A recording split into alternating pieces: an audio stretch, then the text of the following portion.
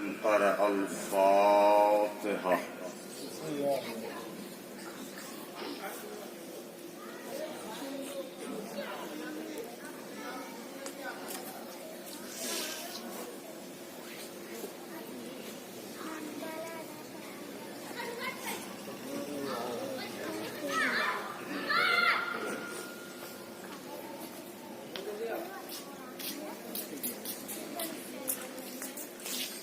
لا حول ولا قوة إلا بالله العلي العظيم. أعوذ بالله من الشيطان اللعين الرجيم. بسم الله الرحمن الرحيم.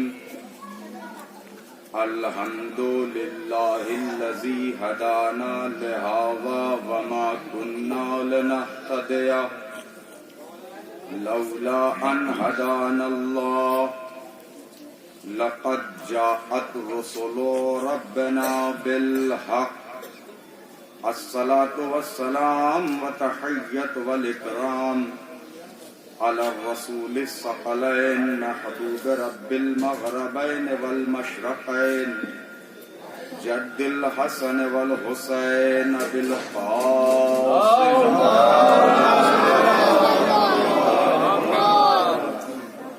وعلى آله الطيبين الطاهرين المعصومين المظلومين المنتجبين المنتخبين ولعنة الله على أعدائهم أجمعين ولعنة الله على قاتل حضرة زهرة سلام الله عليها. أما بعد فقد قال رسول الله صلى الله عليه وآله وسلم فاطمة بضعة مني صلوات محمد.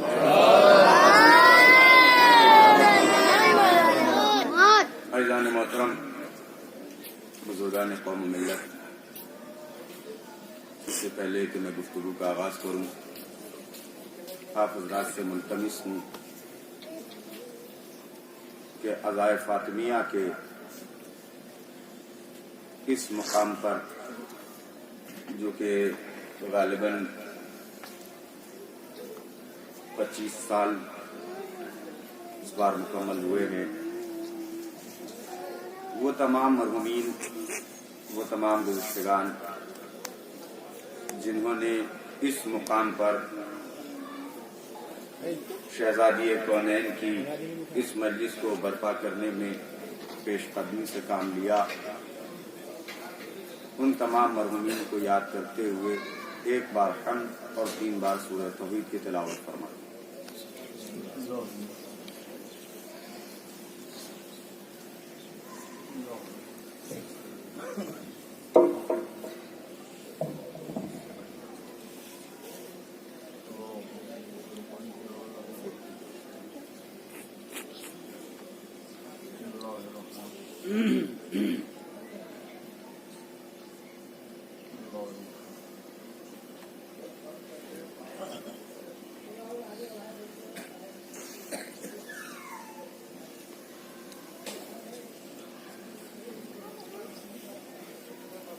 ایک بار اور صلوات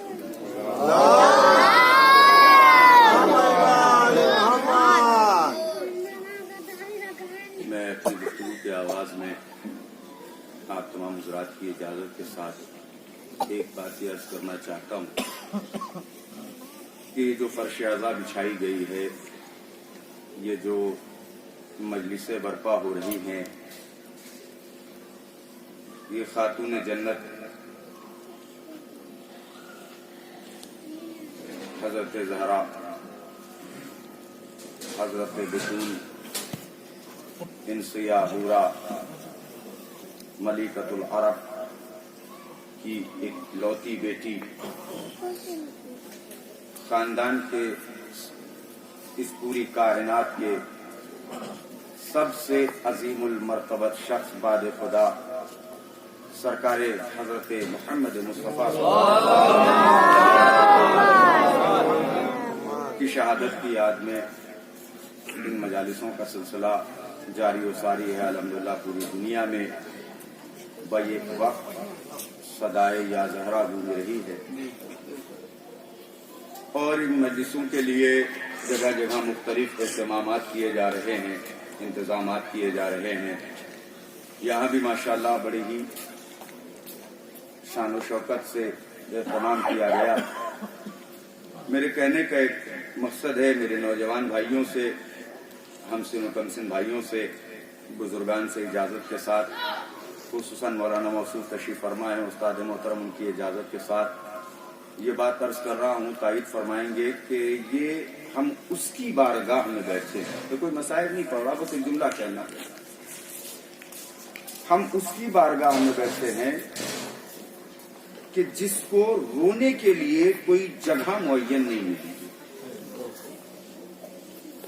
جب روتی تھی تو یہ کہا جاتا تھا کہ یا علی فاطمہ سے کہہ دیں کہ یا تو دن میں رویا کرے یا رات میں، مگر اسی شہزادی کو گریہ کرنے کے لیے، اسی شہزادی کے ایک بیٹے کو جو پردہ غیب میں آج بھی انتظار کر رہا ہے، اس کو پرسہ دینے کے لیے جب ہمیں ایک جگہ معین کر کے دی گئی ہے بیٹھنے کی، تو کیا ہمارا فرض نہیں بنتا کہ ہم اپنے زمانے کے امام کے ساتھ اس جگہ بیٹھے جہاں امام آ کے بیٹھے ہیں؟ تو اگر ہم یہ خیال کریں، ہم یہ سوچیں کہ ہم کس مظلومہ کے لیے بیٹھے، تو ہم اس فرش عزا سے دور رہ ہی نہیں پائیں، اور اگر اس کے باوجود رہ گئے تو اس کا مطلب یہ ہوا کہ ہم نے مجلسوں میں شرکت تو کی مگر سیرت زہرا سے کچھ حاصل نہیں کی۔ آپ ماشاءاللہ مجالسیں سماعت کر رہے ہیں، مجھ سے پہلے 3 مجلسیں آپ سماعت کر چکے ہیں، یہ اس سلسلے کی 4تھی مجلس ہے۔ بزرگ علماء تھے، صاحب علم حضرات تھے، اور ابھی اس سے قبل زیادہ دیر بھی نہیں گزری ہے، آپ نے استاد محترم کی تقریر سے بہت فائدہ اٹھایا۔ ان بزرگان کے سامنے میں ایک جاہل سا طالب علم ہوں، ایک مختصر سی بات آپ کے سامنے لے کر کے آیا ہوں، بس کوشش یہ ہے کہ تھوڑی دیر آپ میرے ساتھ جڑے رہیں۔ مولانا کی اجازت کے ساتھ میں گفتگو کا آغاز کر رہا ہوں۔ سب سے پہلا سوال یہ اٹھتا ہے راشد بھائی کہ آخر یہ ایام عزائے فاطمیہ کو محرم کی طرح کیوں منایا جائے؟ کیا سبب ہے، کیا وجہ؟ اور کسی معصوم کی شہادت ہوتی ہے غیر از امام حسین اور شہدائے کربلا تو اس طریقے سے شان و شوکت نہیں ہوتی، مجلسوں کا یہ معیار نہیں ہوتا، برناموں کا یہ معیار نہیں ہوتا، صرف ایام عزائے فاطمیہ کو ہی یہ سوال پیدا ہوتا ہے اکثر نوجوانوں میں، مثل کربلا، مثل عاشورہ کیوں منایا جائے؟ میں اس کے جواب کے لیے موجودہ وقت میں 2 بزرگ آیات اعظام کی 2 باتیں آپ تک پہنچا کر کے اپنے موضوع کا آغاز کروں۔ حضرت آیت اللہ صافی گلپائگانی کا ارشاد گرامی فرماتے ہیں ایام عزائے فاطمیہ میں کالے کپڑے پہنا کرو، ایام عزائے فاطمیہ میں کالے کپڑے پہنا کرو۔ جب تم سے کوئی سوال کرے کہ محرم تو نہیں ہے، تم نے کالے کپڑے کیوں پہنے، تو یہ مت کہو کہ فاطمہ کی شہادت کا روز ہے، بلکہ یہ کہو کہ رسول کی بیٹی کا شہادت کا روز ہے، اس لیے ہم غمزدہ ہیں۔ اور میں جو بات دوسری پہنچانے جا رہا ہوں آپ تک انشاءاللہ خاموش نہیں بیٹھیں گے کہ وجہ کیا ہے، کیوں ایام عزائے فاطمیہ کو اسی شان و شوکت کے ساتھ، اسی جذبے کے ساتھ منانا چاہیے کہ جس جذبے کے ساتھ ہم محرم اور عاشورہ کو مناتے ہیں۔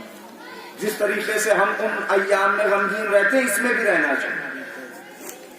آیت اللہ وحید خراسانی سے کسی نے یہ سوال کر لیا کہ آخر قبلہ وجہ کیا ہے، سبب کیا ہے؟ کیا خوبصورت جواب دیا۔ میں آپ کے سامنے وہ جواب پیش کر کے اپنے موضوع پہ آیا۔ کسی نے سوال کیا کہ مولانا یہ بتائیے کہ ایام عزائے فاطمیہ کو مثل عاشورہ کیوں منایا جائے؟ تو آیت اللہ وحید خراسانی نے اس سوال کرنے والے سے سوال کیا کہ یہ بتاؤ کہ تم 1400 سال سے محرم کیوں مناتے ہو؟ پوری توجہ رکھیے گا. تم 1400 سال سے اب تک محرم کیوں منا رہے ہو؟ عاشورہ میں سیاہ کپڑے کیوں پہنتے ہو؟ عاشورہ میں فاقہ شکنی کیوں کرتے ہو؟ مجلسیں کیوں برپا کرتے ہو؟ وہ سائل جواب دیتا ہے کہ قبلہ اس لیے تاکہ مظلومیت حسین کا اظہار ہو سکے اور ظلم یزید کا اظہار ہو سکے. کا کیا مطلب؟ کا مطلب صاف ہے. ہم تذکرہ حسین کا کر کے دنیا کو بتاتے ہیں کہ کردار یزید کیا ہے. ہم حسین کی مظلومیت کا تذکرہ کر کے دنیا کو یزید کا کردار دکھاتے ہیں. وحید خراسانی اپنی جگہ سے کھڑے ہو کر کے قم میں شہزادی کے روضے میں خطبہ دیتے ہوئے درس دیتے ہیں. شہزادی کے روضے میں، معصوم قم کے روضے میں، قبلہ مجھ سے بہتر جانتے ہیں. اپنے ممبر سے کھڑے ہوئے کہنے لگے بس میں یہی تو کہنا چاہ رہا ہوں، جس طریقے سے تم محرم کرتے ہو تاکہ حسین کا قاتل پہچانا جائے، بس اسی لیے ایام فاطمیہ کرو تاکہ زہرا کا قاتل بھی پہچانا جائے. ایام فاطمیہ کرو تاکہ زہرا کا قاتل بھی پہچانا جائے. یا لفظوں کو میں خطابی اعتبار سے ذرا سا بدل کے آپ کی خدمت میں عرض کروں، جس طریقے سے ہم نے محرم میں جلوسوں کو نکال کر یزیدیت کی نقاب کو الٹا ہے، ویسے ہی ایام فاطمیہ میں جلوسوں کو نکال کر منافقت کے نقاب کو الٹنا ہے. ایک شرعات پڑھتے محمد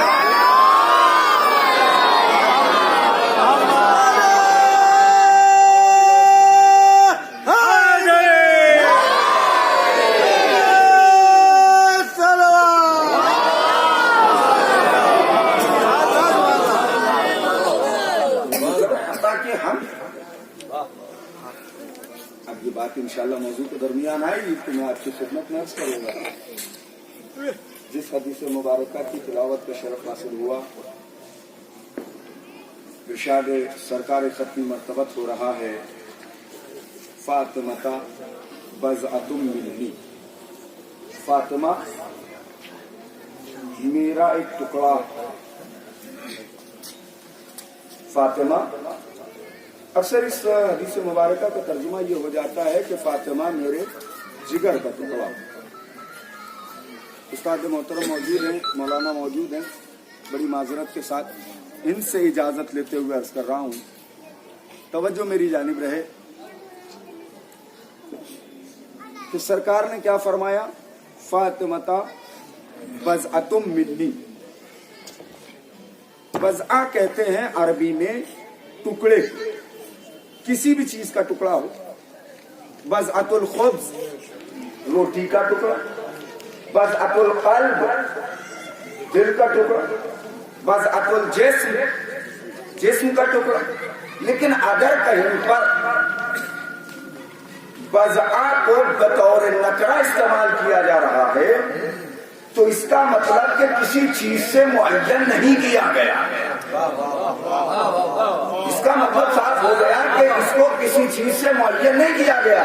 تو اب اگر ہم ترجمہ یہ کریں کہ فاطمہ، رسول فرما رہے فاطمہ میرے جگر کا ٹکڑا ہے، تو معذاللہ عظمت شہزادی کونین میں کمی ہو جائے گی.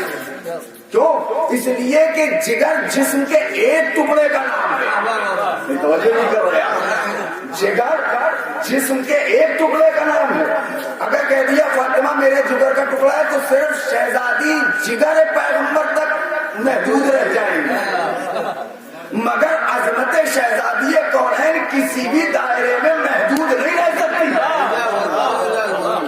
تو کیا ترجمہ کریں گے؟ میں دلیل کے ساتھ بیان کروں تو کیا ترجمہ کریں گے؟ فاطمہ بضعۃ منی، فاطمہ مجھ سے ایک ٹکڑا ہے.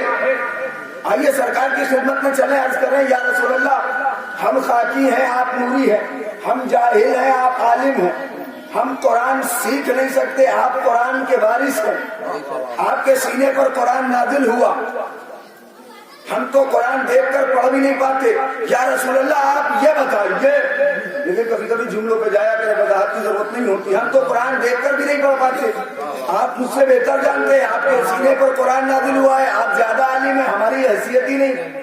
ہم تو آپ کے سامنے کچھ ہے ہی نہیں. آپ تو بہت بڑی چیز, ہم تو آپ کے حقیقی صحابہ کے قدموں کی دھول کے برابر بھی نہیں. ہماری تو حیثیت ہی نہیں. آپ کے صحابہ کا مرتبہ بہت بلند, آپ کے غلاموں کا مرتبہ بہت بلند, ہماری کوئی حیثیت نہیں. مگر یا رسول اللہ آپ یہ بتائیے کہ آپ کے کہنے کا مطلب کیا ہے کہ فاطمہ مجھ سے ایک ٹکڑا کا سنو, محمد اسلام کے کل کا نام ہے. محمد اسلام کے کل کا نام ہے اور فاطمہ اس محمد کے جز کا نام ہے. میں نے کہا رسول اللہ ابھی بھی سمجھنے کا تمہیں نہیں پتا, کون سی دنیا میں رہتے ہو, وہ کل کبھی مکمل ہو ہی نہیں سکتا جس کا جز ملا ہوا نہ ہو.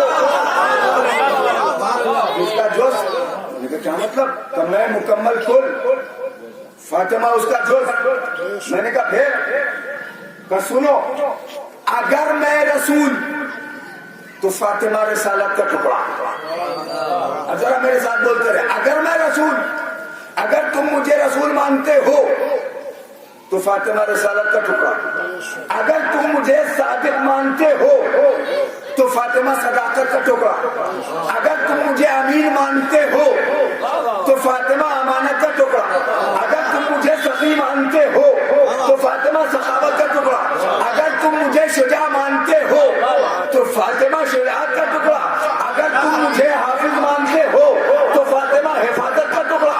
اگر تم مجھے قاری مانتے ہو تو فاطمہ قرات کا ٹکڑا. میں نے کہا رسول اللہ بات بڑھ جائے گی, مکمل کر کے بتائے گا. سنو, ہم نے چادر تطہیر مانگ کر بتایا ہی یہی تھا. ہم نے چادر تطہیر مانگ کے بتایا ہی یہی تھا کہ جب محمد میں کمی ہوتی ہے تو فاطمہ مکمل کرتی ہے. ایک صلوات پڑھے محمد.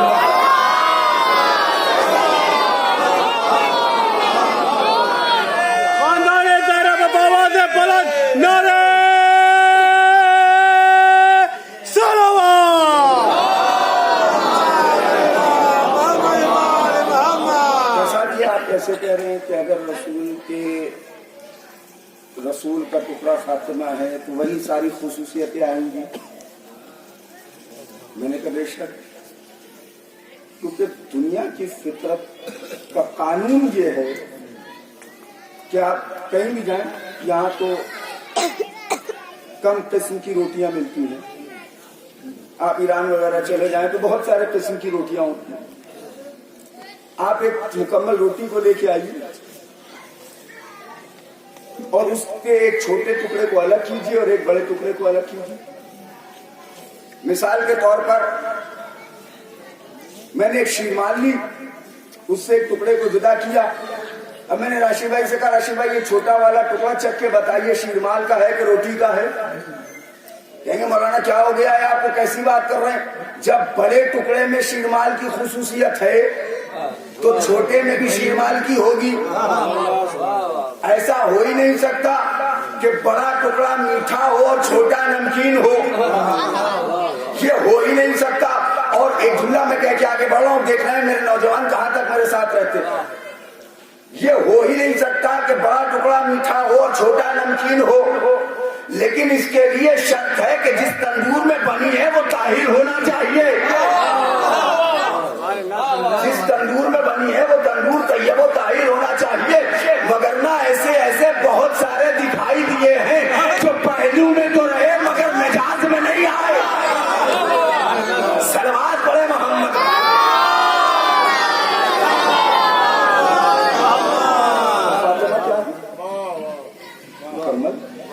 رسالت کا ٹکڑا.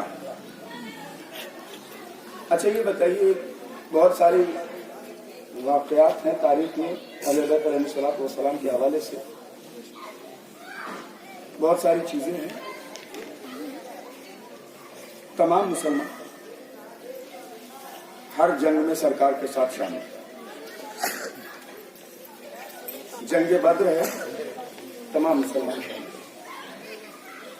جنگ خیبر ہے، تمام مسلمان شامل، تمام صحابہ شامل، تمام آسمان کے چمکتے ہوئے ستارے سیارے موجود سب تھے۔ جنگ خیبر ہوئی سارے موجود، جنگ خندق ہوئی سارے موجود، جنگ بدر ہوئی سارے موجود، جنگ حنین ہوئی سارے موجود۔ ہر مقام پر سارے سیارے دکھائی دیے، مگر ایک ایسا مقام دیکھا جہاں کوئی سیارہ دکھائی نہ دیا۔ کہنے وہ کون سا مقام ہے؟ ہم نے کہا یہ دکھائیے مباہلہ میں ایک بھی سیارہ دکھائی دیا۔ آئیے ذرا سیاروں کی خدمت میں چلیں، دستے ادب جوڑ کے سوال کریں، اے پیارے پیارے سیاروں، آپ سب کے سب جنگوں میں موجود تھے، یہاں کیوں نہیں آئے؟ کہ ہم جنگوں میں اس لیے گئے کہ ہمیں تلوار چلانا آتی تھی۔ اب یاد سے میرے ساتھ رہیں، ہم جنگوں میں اس لیے گئے کہ ہمیں تلوار چلانا آتا تھا، ہمیں جنگوں سے بھاگنے کا ہنر بھی آتا تھا، ہمیں تلوار چلانا بھی آتی تھی۔ ہم نے کہا اچھا آپ وہاں کیوں جاتے تھے اور یہاں کیوں نہیں آئے؟ کہنے لگے اس لیے جاتے تھے کہ وہاں تیروں کی بارش ہوتی تھی، ہمارے پاس ڈھال ہوتی تھی روکنے کے لیے، گھوڑا ہوتا تھا بھاگنے کے لیے۔ ہم نے کہا یہاں کیوں نہیں آئے؟ کہ وہاں لوگوں کی تیروں کی بارش تھی، یہاں اللہ کی لعنت کی بارش تھی۔ ہم لوگوں کے تیر کو تو روک سکتے ہیں، مگر اللہ کی لعنت کی بارش سے بچنا بڑی مشکل کی بات ہے۔ یہ وہی بچ سکتا ہے کہ جس کو اللہ نے اپنے نور کی شاخوں سے نکالا ہو، جس کو اللہ نے اپنے نور سے پیدا کیا۔ دنیا کیا بیان کرے گی عظمت شہزادی کو؟ خدا کی قسم باللہ میں اکثر کہا کرتا ہوں اور یہاں بھی عرض کر رہا ہوں، اگر سیرت حضرت زہرا سلام اللہ علیہا کو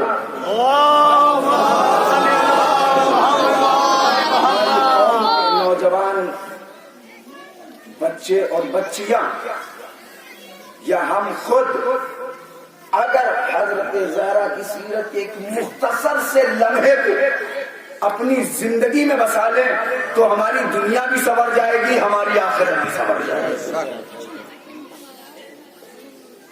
بڑا عظیم مرتبہ ہے شہزادی کا۔ کسی بھی مقام پر کسی بھی مرحلے میں ذات امیر کائنات سے ایک لمحہ بھی کوئی اگر کمتر شہزادی کو سمجھے تو وہ کافر ہو جائے۔ اگر یہ امیر المومنین ہیں تو وہ امیر المومنات ہیں، ذرا سا بھی فرق نہیں۔ سخاوت دیکھے تو جیسی ان کی ویسی ان کی، صبر دیکھے تو جیسا ان کا ویسا ان کا، شجاعت دیکھے ان کی۔ اب ایک لمحے کے لیے رکنی، اچھا سوال یہ اٹھے گا ذہن میں صاحب، شجاعت کا معاملہ کہاں سے آپ لے آئے؟ علی تو فاتح جنگ خیبر، اور شہزادی نے تو کوئی جنگ کی نہیں، شہزادی نے تو کوئی تلوار چلائی نہیں، یہ شجاعت میں کیسے؟ ان کا زور بازو علی کے زور بازو کے برابر کیسے ہو گیا؟ میں نے کہا بتاؤں دلیل دوں آپ کو، کیونکہ میں تو کوئی دلیل کے بغیر بات کرتا ہی نہیں۔ یعنی کیا دلیل ہے؟ ہم نے کہا یہ بتائیے سرکار امیر کائنات جنگ کرتے کس سے تھے؟ کہ اللہ کی بھیجی ہوئی تلوار ذوالفقار سے۔ ذوالفقار کا مرتبہ کیا ہے؟ کہ ذوالفقار کا مرتبہ یہ ہے کہ اس کے وزن کو علی کے علاوہ کوئی دوسرا اٹھا نہیں سکتا۔ اگر پتہ نہیں ہے تو آئیے لے کر کے چلتا ہوں جنگ نہروان میں، جنگ ہو رہی ہے، ایک شخص سامنے آیا اور آگے کہنے لگا کہ یا علی اگر یہ تلوار مجھے مل جائے تو میں آپ کو قتل کر دوں گا۔ اب یہاں سے میرے ساتھ رہیے گا، اگر یہ تلوار مل جائے تو میں آپ کو قتل کر دوں گا۔ سرکار امیر کائنات نے اپنی تلوار کو زمین پر پھینک دیا۔ مالک اشتر یہ منظر دیکھ رہے تھے، دوڑے دوڑے آئے اور آگے کہنے لگے یا علی یہ جنگ کا میدان ہے، سخاوت کا میدان نہیں ہے۔ ذرا سا میرے ساتھ رہے میرے نوجوانوں، یا علی یہ جنگ کا میدان ہے، سخاوت کا میدان نہیں ہے۔ کہ مالک اشتر نے علی کو پہچانا نہیں، جب تک تلوار چل رہی تھی یہ جنگ کا میدان تھا علی کے لیے، اور جیسے ہی ساحل کا ہاتھ پھیل گیا. یہ اب جنگ کا میدان علی کے لیے سخاوت کا میدان بن گیا. مولا بانات نے تلوار پھینک, وہ بیچارہ آگے بڑھا, اس نے تلوار کے قبضے میں اپنی کلائی کو جمایا, اٹھانے کی کوشش کی. اٹھانا تو دور, قبلہ ہلا نہیں پایا. اس نے اپنے پورے جسم کی قوت کو اپنے اس ہاتھ میں دیا, اٹھانے کی کوشش کی, پھر نہیں اٹھی. اس نے دونوں ہاتھ لگائے. میں ثابت کر رہا ہوں کہ علی کا زور بازو اور شہزادی کا زور بازو ایک جیسا. اٹھانے کی کوشش کی, قبلہ نہیں اٹھا پایا. دونوں ہاتھ لگائے, پورے جسم کی قوت دونوں ہاتھوں میں دی, پھر اٹھانے کی کوشش کی, نہیں اٹھا پایا. جب تھک گیا تو کھڑا ہوا اور ایک جملہ کہا, علی تمہاری تلوار تمہیں مبارک. سرکار امیر کائنات نے اپنی تلوار کو اٹھایا اور مسکرا کے ایک جملہ کہا, جس علی کی تلوار کو اٹھانے کی ضرورت تم میں نہیں ہے, اس علی کی گردن کو قلم کرنے کی طاقت کہاں سے لاؤ گے. یہ تھی سرکار امیر کائنات کی طاقت. اب کیسے شہزادی کی بات ثابت ہوگی؟ یہ بتائیے, سرکار امیر کائنات تلوار کو کتنی بار اٹھاتے؟ وہ ذوالفقار جس کا علی کے علاوہ کوئی دوسرا اٹھا نہیں سکتا, کتنی بار اٹھاتے؟ ایک بار. علی کی تلوار جب ایک بار میان سے نکلتی تھی تو نسلوں کا پتہ دیکھتے ہوئے گردنوں کو صاف کرنے کے بعد میان میں جاتی تھی. وہ ذوالفقار جسے علی ایک بار اٹھاتے تھے, اسے سیدہ 2 بار اٹھاتی تھی. کہنے کیا مطلب؟ ہم نے کہا ایک بار جب علی جنگ کے لیے جاتے تھے تو ذوالفقار شہزادی لا کے علی کو دیتی تھی. دوسری بار جب علی جنگ کر کے آتے تھے تو شہزادی ذوالفقار کو اٹھا کر اس کی نوک کو چوم کر خون کو صاف کر کے رکھ دیتی تھی. یہ ایک ہو گیا مرتبہ. دوسرا کیا ہے؟ کہ علی وہ ہے جو مردے کو ٹھوکر سے زندہ کر دیتے. یہ ہے نا فضیلت سرکار امیر کائنات. ہم نے کہا ماشاءاللہ بہت بڑی فضیلت. یقیناً علی کے برابر کوئی آ ہی نہیں سکتا جو ٹھوکر مار کے قم باذنی کہہ کر مردے کو زندہ کر. مگر قبلہ جیسے علی ٹھوکر مار کے مردے کو زندہ کرتے ہیں, سیدہ مصلی بچھا کر مردے کو زندہ کرتا ہے. جسے یقین نہ ہو تنظیم کی کتاب میں پڑھے, مکمل واقعہ لکھا ہوا, مگر دونوں کے مردہ زندہ کرنے میں تھوڑا سا فرق ہے. قبلہ بہت بڑی بات کہہ رہا ہوں, دونوں کے مردہ زندہ کرنے میں تھوڑا سا فرق ہے. کیا فرق ہے؟ کہ علی جب ٹھوکر مار کے مردے کو زندہ کرتے ہیں تو 2 لوگ ہوتے ہیں, مگر جب فاطمہ مصلی بچھا کے زندہ کرتے ہیں پورا خاندان ہوتا ہے. پورا خاندان مسلمان ہو جاتا ہے. یہ عظمت شہزادی کون ہے؟ پہچاننے کی ضرورت ہے کہ شہزادی کی میں کوئی تقابل نہیں کر رہا. یہ 14 وہ ستارے ہیں جو بنائے ہوئے سیارے نہیں ہیں. ادھر سے بنا کے سیارے بھیجے گئے.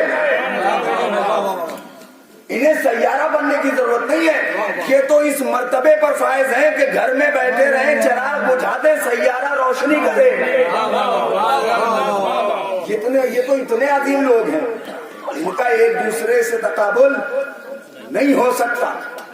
سب ایک, اور اگر سب ایک نہ ہوتے تو کبھی رسول نہ فرماتے اولنا محمد, اوسطنا محمد, آخرنا محمد, وکلنا محمد. صلوات پر محمد.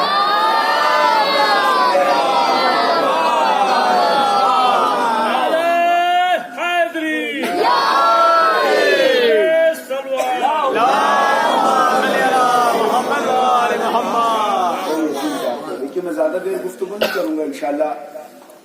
اس کے بعد بھی آپ ایک نہیں بلکہ ابھی 3-4 مجلسیں ماشاءاللہ سے اور اس سلسلے کی ہیں جو آپ سماعت کریں گے. کل شب میں اسی مقام پر,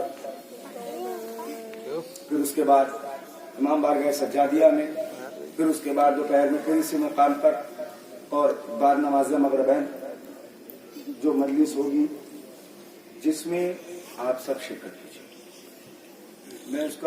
میں نے یہ جو مجلس آج کی اپنی معین کی ہے وہ کسی وجہ کسی سبب سے کی ہے تاکہ میں کچھ باتیں آپ تک اس حوالے سے پہنچا سکوں.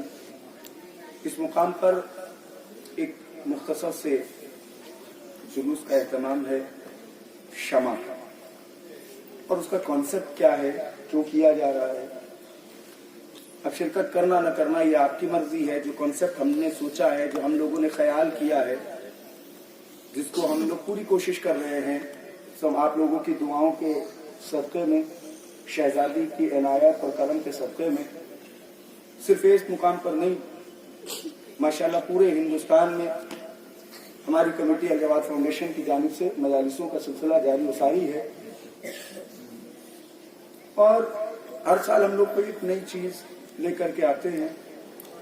جیسے کہ اس سال ہم لوگوں نے یہ شمع کے جلوس کا ایجاد کیا اور اس کے کانسیپٹ کو لوگوں تک پہنچانے کا جو خیال کیا ہے وہ انشاءاللہ اگر خیال آپ تک میں پہنچاؤں گا تو آپ خود ایک اشتیاق پیدا ہوگا کہ جلد سے جلد وہ دن آئے اور ہم اس میں شامل ہوں. وہ کانسیپٹ یہ ہے کہ شہزادی زہرا سلام اللہ علیہا کی قبر مبارک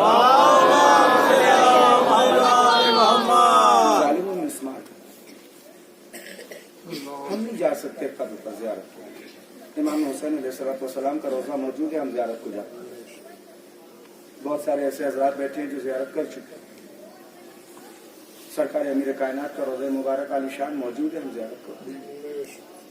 سرکار امام رضا کا روضہ موجود ہے، ہم زیارت کرتے ہیں. شہزادی شان جناب زینب کا روضہ موجود ہے، ہم زیارت کرتے ہیں. صرف ایک واحد ذات ہے شہزادی زہرا کی جن کا ہم روضہ نہیں ہے، ہم زیارت نہیں کرتے.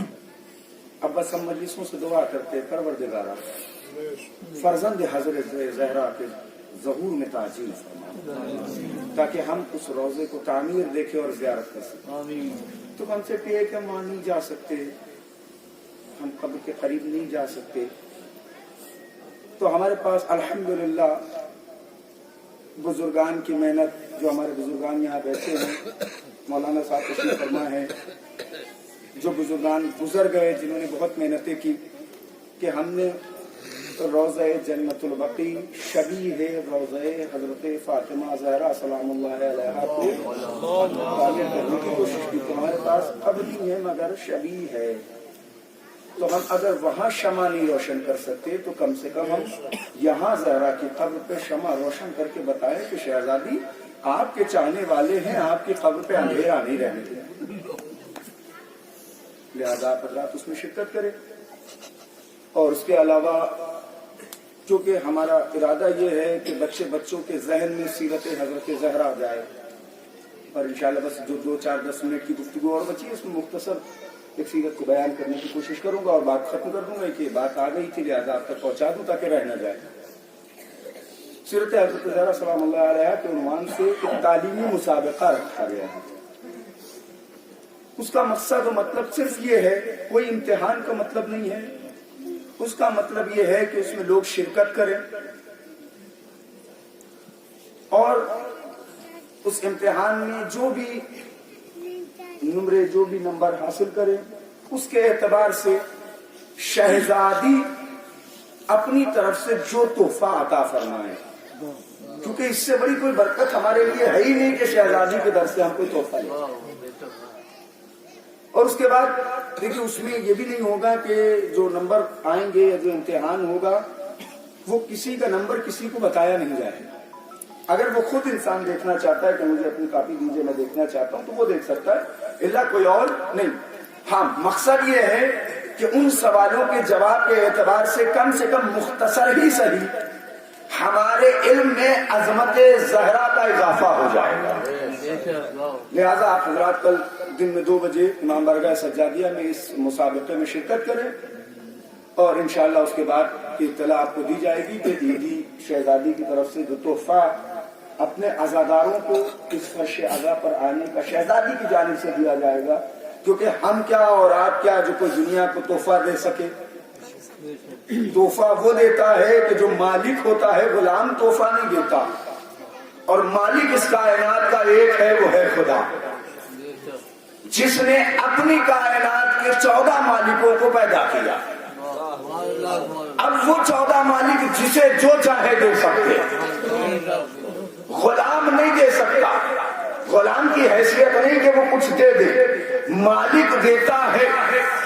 اور ان 14 کے علاوہ کوئی مالک ہو نہیں سکتا. اگر ہوتا تو جنت میں آدم سے لباس جنت لے کر رکھ نہ لیا جاتا, لے کر رکھ نہ لیا جاتا. تم رہتے تھے لے جاؤ, نہیں آدم چھوڑ جاؤ. تم جنت میں رہتے تھے, مالک جنت نہیں ہو. ہم نے کہا پھر مالک جنت کون ہے؟ کا گھبراؤ نہیں, ہم اس لباس کو جو ہم نے آدم سے لیا ہے وہ اپنے درزی کے ذریعے جس کی دہلیز پہ بھیج دے وہی مالک ہے. جس کی دہلیز پہ ہم تو وہ مالکان ہی عطا کر سکتے ہیں, غلاموں کے بس کی بات نہیں.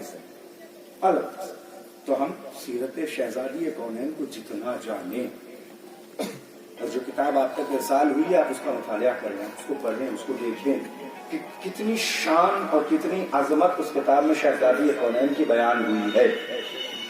ایک مختصر سا نقطہ بیان کرتے ہوئے مجلس کو تمام کر دوں. شہزادی کی عظمت کو جاننے کے لیے بس یہی دیکھ لیا جائے کہ شہزادی کونین کچھ ہو نہ ہو, نبی کی بیٹی ہے, علی کی زوجہ ہے, حسنین کی ماں ہے.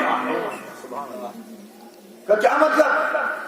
ہم نے کہا دنیا کی ہر خاتون, قبلہ مجلس تمام ہو رہی ہے, میرے نوجوان میرے ساتھ ہو جائے تاکہ میں مسائل کے لیے آپ کو آمادہ کر سکوں. جو حق مجلس ہے, جو محصل مجلس, جس کے لیے آپ یہاں آئے ہیں, جس کے لیے آپ نے یہ سارا اہتمام اور انتظام کیا, خدا ان تمام لوگوں کو کہ جنہوں نے کسی بھی صورت میں ان مجالسوں میں شرکت کی ہے, دامے درامے سخنے, کسی بھی صورت میں شہزادی کی جزا سے مالا مال ہے. قبلہ ایک عورت جب اس دنیا میں آتی ہے, ایک بچی, ایک لڑکی, ایک بیٹی جب اس دنیا میں آتی ہے اور چند سال گزارتی ہے تو اللہ نے اس عورت کی زندگی کو 3 حصوں میں تقسیم کیا. اس عورت کی عظمت شہزادی کونین پہچانے. ہم آخر فاطمہ کو کہیں کیا؟ ظاہرہ کہیں, رضیہ کہیں, زکیہ کہیں, کہیں کیا؟ 3 حصوں میں بانٹا. سب سے پہلا بیٹی کا, بیٹی ہے تو کیا ہو گیا؟ کا بیٹی ہے تو باپ کے لیے رحمت ہے, بیٹی ہے تو باپ کے لیے رحمت ہے. اب میں ایک جملہ کہہ کے آگے بڑھنا چاہتا ہوں, خدا قسم ممبر پہ آگے کسی اور خطیب کا جملہ ہے مگر بڑا حسین جملہ, اس لیے میں آپ تک پہنچا رہا ہوں.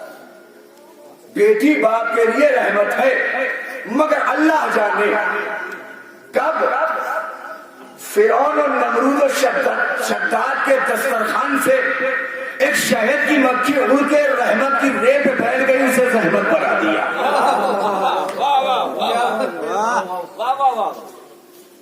رحمت ہے بیٹی, زحمت نہیں ہے. زحمت بنی تو کیوں؟ وجہ بیان کر دی, اب آپ اس کی تفسیر کرتے رہیے گا اور سنتے رہیے گا. بیٹی رحمت کا کیا ہے؟ یہ پہلا بیٹی کا پہلا. اب زندگی آگے بڑھی, کسی کی زوجیت میں آئی, بیوی بنی تو شوہر کا آدھا ایمان مکمل کر دی. بیوی بنی, شوہر کا آدھا ایمان مکمل کر دی. تیسری بات کیا ہے کہ جب ماں بنی تو بچوں کی جنت اس کے قدموں میں آ گئی. حدیث کیا ہے؟ الجنت تحت اقدام امہاتکم, تمہاری جنت تمہاری ماؤں کے قدموں میں ہے. اب یہاں سے ذرا سا آپ کو روکوں, آپ لوگ بیٹھے. ماں کے پیروں میں تو جنت آ گئی, یہ بیچارے باپ نے کیا خطا کی تھی جو اسے کچھ نہیں ملا؟ بھئی ہماری کیا خطا ہے؟ ماں کو تو جنت مل گئی, باپ کا کیا ہے؟ کہ نہیں آپ نے حدیث پوری پڑھی ہے, بڑا قیمتی جملہ ہے. آپ نے حدیث پوری, میں نے کہا کیا ہے حدیث؟ کم ماں اسے کہتے ہیں جس کے قدموں میں اس کے بچوں کی جنت ہو, اور بچوں خبردار، اگر جنت میں جانا ہے تو باپ کے پاس جاؤ. کیوں؟ اس لیے کہ اس جنت کے دروازے پہ جو تالا لگا ہے اس کی چابی تمہارا باپ ہے. اس جنت کے دروازے کے تالے کی چابی تمہارا باپ ہے. میرے نوجوانوں جتنا دل چاہا خاموش رہے، گھائلی ہے، ابھی سننے پہ رہ کے دکھاؤ. اگر میرا چہرہ دیکھ کے رہنا ہے تو آپ کی مرضی، اگر نہیں رہنا ہے تو آپ کی مرضی. میں آپ کو بول کے جا رہا ہوں، اللہ کے رسول نے کہا ماں وہ ہے جس کے قدموں میں بچوں کی جنت ہے، باپ وہ ہے جس کے پاس اس جنت کے تالے کی چابی ہے. جب یہ حدیث پڑھی تب مسئلہ صاف ہوا کہ رسول نے کیوں کہا تھا علی تو اور میں امت کے باپ ہیں.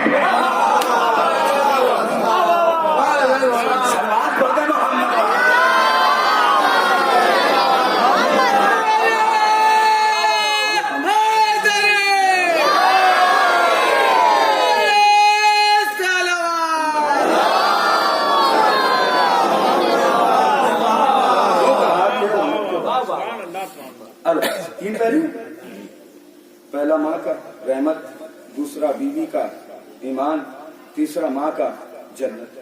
یہ دنیا کی تمام عورتوں کو مرتبہ حاصل. ایران کا ایک شاعر ہے، بڑا ہی مشہور شاعر ہے، اکثر لوگوں نے اس کا نام سنا ہوگا، جس کا نام ہے سعدی. وہ اپنی کتاب میں تحریر کرتا ہے کہ میں نے چاہا کہ دنیا کی تمام عورتوں کی طرح زندگی شہزادی کونین کا بھی تجزیہ کر کے دیکھوں. میں نے عرض کیا نا کہ تم فاطمہ کو سمجھے کیا مانا. سعدی کہتا ہے میں نے تجزیہ کرنا شروع کیا تو پہلا مرحلہ دیکھا کہ بیٹی باپ کے لیے رحمت ہے. دنیا کی تمام بیٹیاں اپنے باپ کے لیے رحمت. واحد بطول وہ ذات ہے جو رحمت للعالمین کے لیے رحمت. واحد ذات ہے جو رحمت للعالمین کے لیے رحمت. وہ کہتا ہے جب میں نے یہاں پہ فاطمہ کا مقابلہ کسی میں نہیں دیکھا تو آگے بڑھا. دوسری منزل آئی زوجیت کی. دنیا کی تمام بیویاں اپنے شوہر کا آدھا ایمان بچاتی ہے. واحد بطول وہ ذات ہے جو کل ایمان کا آدھا ایمان بچاتی ہے.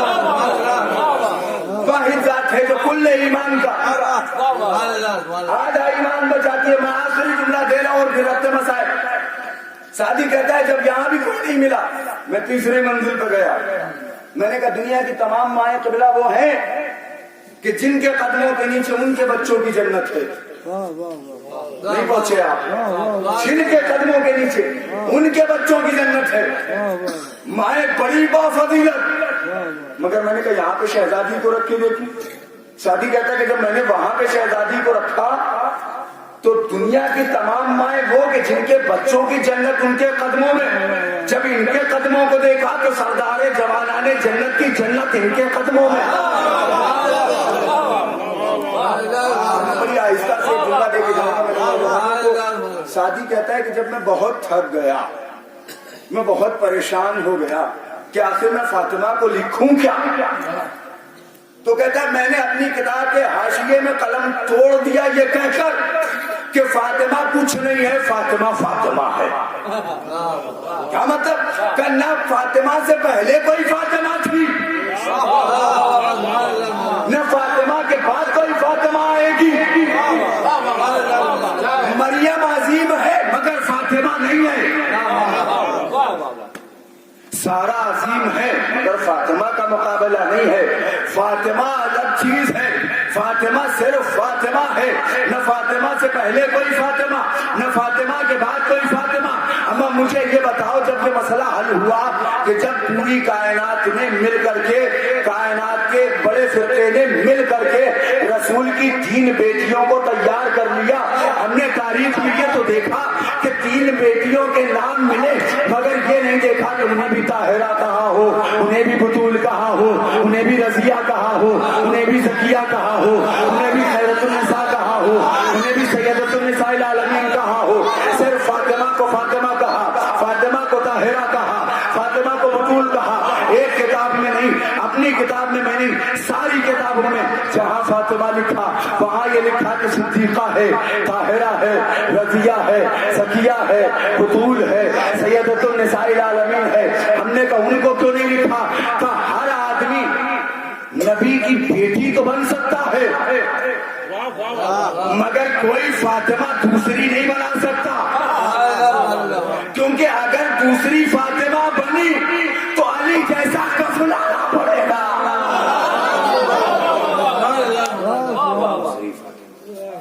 ये है मर्तबा, ये है अज़मत, शहजादी है कौनैन की।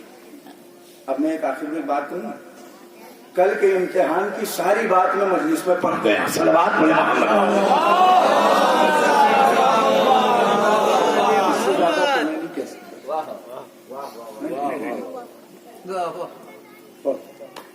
अभी बातें नहीं, अब मुझे पता है आप मसाइब कैसे सुनते और क्या सोच के सुनते। मैं अलग ही अंदाज में मसाइब पढ़ूंगा कि आपको लगेगा कि मैं फजाइल पढ़ूं। दो शख्स सरकार अमीर कायनात के पास आए, अजमत पहचाने आए, दो शख्स सरकार की खिदमत में और आके कहा, या अली, हमारे दरमियान बहस हो रही है और बहस इस आलम पे पहुंच गई है कि लड़ाई हो सकती है, झगड़ा हो सकता है, तो क्या मसला है? आने वालों ने कहा कि या अली, हम में बहस ये हो रही है कि एक मर्द के ऊपर सबसे बड़ी मुसीबत कब तक, अब मुझे नहीं, एक मर्द के ऊपर सबसे बड़ी मुसीबत क्या होती है? सरकार मेरे कायनात ने एक शख्स से कहा कि तुम्हारा दावा क्या है? वो कहता है, या अली, मेरा दावा यह है कि मर्द के ऊपर सबसे बड़ी मुसीबत जब होती है जब मर्द घर वापस जाए और बच्चे भूख से तड़प रहे हों, मर्द के पास इतना आजमू खाना हो कि बच्चों को खाना खिला सके, बच्चे रात में बाप का चेहरा देखकर भूखे सो जाए। सरकार मेरे कायनात ने फरमाया नहीं, यह बड़ी मुसीबत है। मौला ने पूछा, अच्छा तुम बताओ तुम्हारा दावा क्या है? उसने कहा, मौला, मर्द के ऊपर सबसे बड़ी मुसीबत का वक्त मेरे हिसाब से यह है कि जब मर्द साथ हो, मुझे नहीं पता मेरे नौजवान कैसे पहुंचेंगे।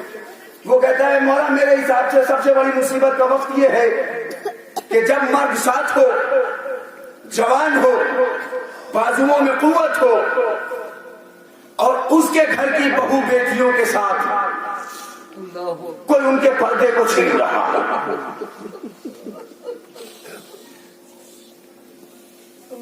मौला ने कहा, नहीं, ये मुसीबत का वक्त नहीं।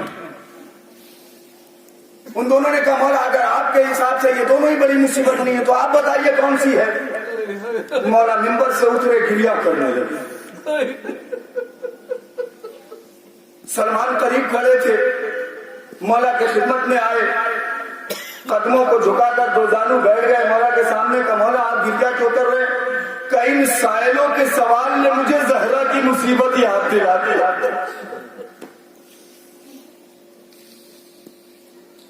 मुझे जहरा की मुसीबत याद दिला दी। सुनोगे मुसीबत क्या है? दादा, आपने शहादत सुनी, आपने मसाइब सुने, मैं जुमला कहकर मसाइब का आगाज कर रहा हूँ। मर्जी आपकी है, बस ये सोच के गिरिया कीजिएगा, आज तक जब आप गिरिया करते थे तो रुमाल सैयदा फैलाती थी, आज आप गिरिया करेंगे तो रुमाल रसूल फैलाएंगे, रुमाल हुसैन फैलाएंगे, रुमाल अली फैलाएंगे, रुमाल हसन फैलाएंगे, और कोई नहीं, रुमाल जमाने का इमाम फैलाएगा। जज़ाकुमुल्लाह खैरल जज़ा। अज़ादारो, इमाम ने गिरिए को रोका, उठे, का क्या सवाल था? का मौला सबसे बड़ी मुसीबत मर्द पे क्या है? मौला ने रो के फरमाया, सुनना चाहते हो तो सुनो, एक मर्द के लिए सबसे बड़ी मुसीबत का वक्त ये है कि जब मर्द मालिक व मुख्तार हो और मर्द कोई आम मर्द न हो, फातह खैबर हो, मगर इतना मजबूर हो कि गर्दन में रस्सी बंधी है,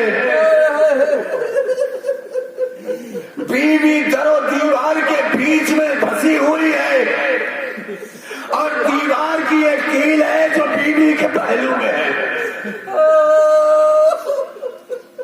मगर शौहर मर्द इतना मजबूर है کہ چاہ کر بھی وہ بیوی کی اس سختی کو، بیوی کی اس اذیت کو کم نہیں کر سکتا۔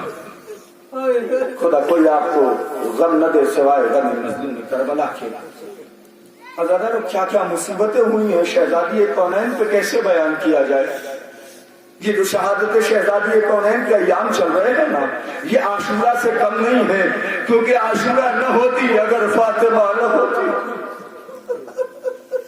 عزیزانو میرے نوجوانوں میں ایک سوال آپ سے کروں، مجھے یہ بتائیے کائنات میں تاریخ اسلام میں سب سے کم سن شہید کون ہے؟ میں بھول گیا مجلس آپ سن چکے مرضی آپ کی، پوری تاریخ اسلام میں سب سے کم سن شہید کون ہے؟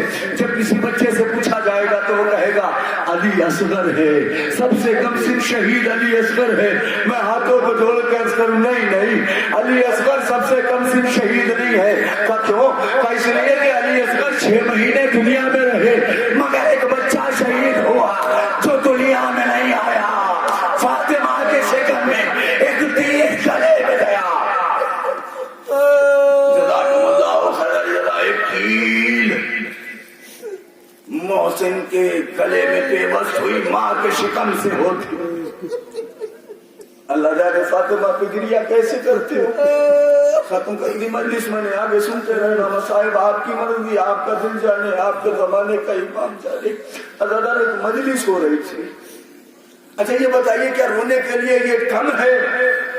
آپ جائیے اپنے گھروں میں، اپنی ماؤں بہنوں کا دیدار کیجئے، ان کو سلام کیجئے، سلامتی کی دعا کیجئے، اور ایک مرتبہ ذرا سر سے رومتے کو ہٹا کے دیکھیے، سر کے بال سفید بھی کیسے آئے،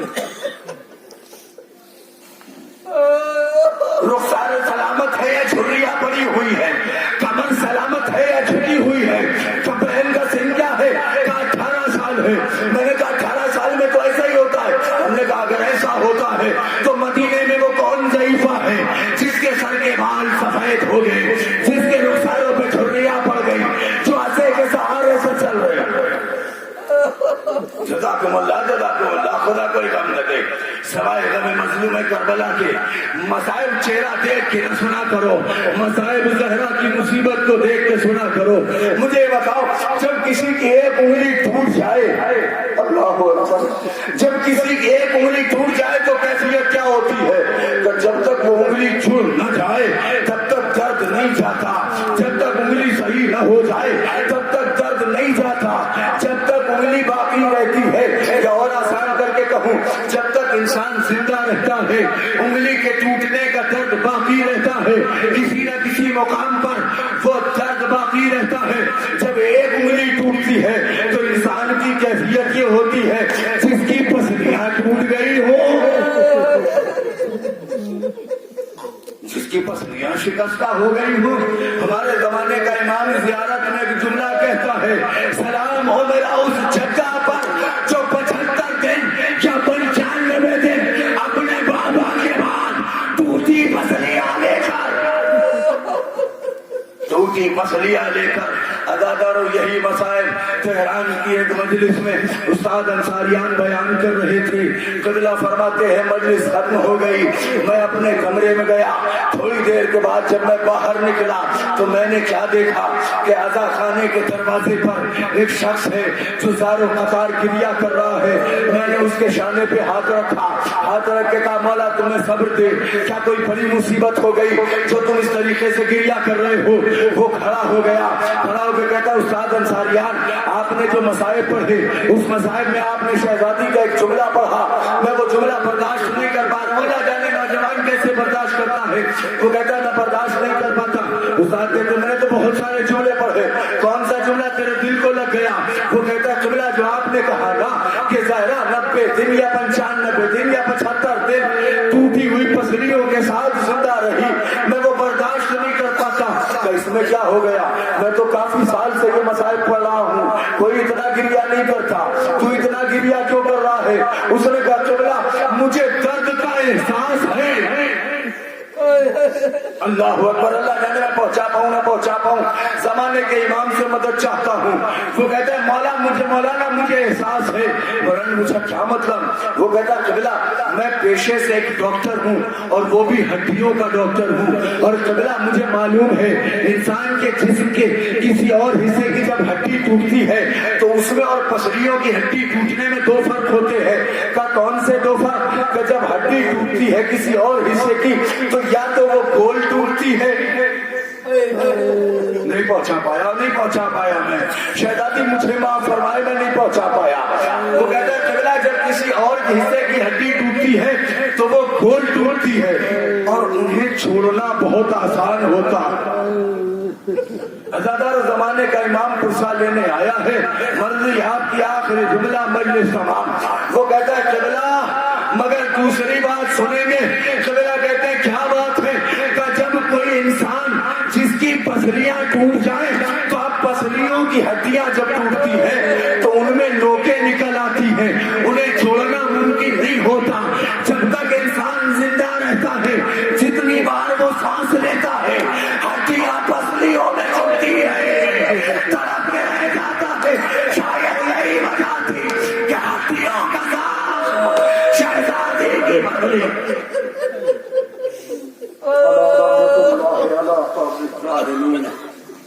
سيعلم الذين أيها القلب ينقلبون ربنا تقبل منا إنك أنت السميع العليم اللهم لعن قاتلك يا زهراء اللهم لعن قاتلك يا زهراء اللهم لعن قاتلك يا زهراء ماتم حسین یا اللہ